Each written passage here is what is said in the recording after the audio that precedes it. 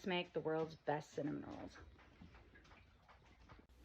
3/4 cup of milk heated to about 115 Fahrenheit. We're going to add that to a mixing bowl along with 1/4 cup of sugar and 2 1/4 teaspoons of yeast. Let that sit for about 5 minutes to get nice and bubbly. Once it is, you're going to add 1 room temperature egg and 1 room temperature egg yolk, along with 4 tablespoons of melted salted butter. Not too hot, you don't want to cook your egg. Give it a whisk. Then we're going to add 3 cups of bread flour, spooned and leveled like I'm doing here. If you don't have bread flour, just add 1 teaspoon of vital wheat gluten to 1 cup of all-purpose flour, and then you've got yourself some bread flour.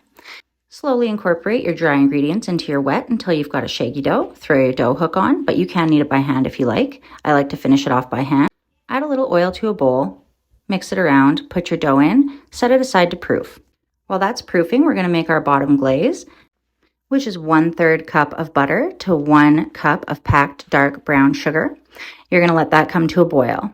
Once our dough is done proofing, we're going to roll it out, leave it about a 1/2 inch thick, and we're going to add our butter mixture, which is just 4 tablespoons or 1/4 cup of salted butter softened, 2/3 of a cup of dark brown sugar, and 1 1/2 tablespoons of cinnamon. I did add about 2 tablespoons because I like lots of cinnamon in mine.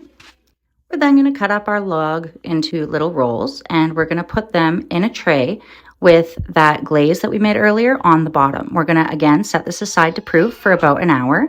Once the rolls have doubled in size, you're going to throw them in a 350 oven for about 25 to 35 minutes until they're done. My glaze was a bit grainy, so I did throw it back in the oven just to help that glaze caramelize and melt down a bit more, and it worked great. Then we're going to go ahead and make our icing, which is 4 ounces of cream cheese. I used 8, 3/4 cup of powdered sugar, 3 tablespoons of salt butter. I used about 5 tablespoons, and about half a teaspoon of vanilla. Once it's done, go ahead and ice your warm cinnamon rolls, and oh my God, enjoy.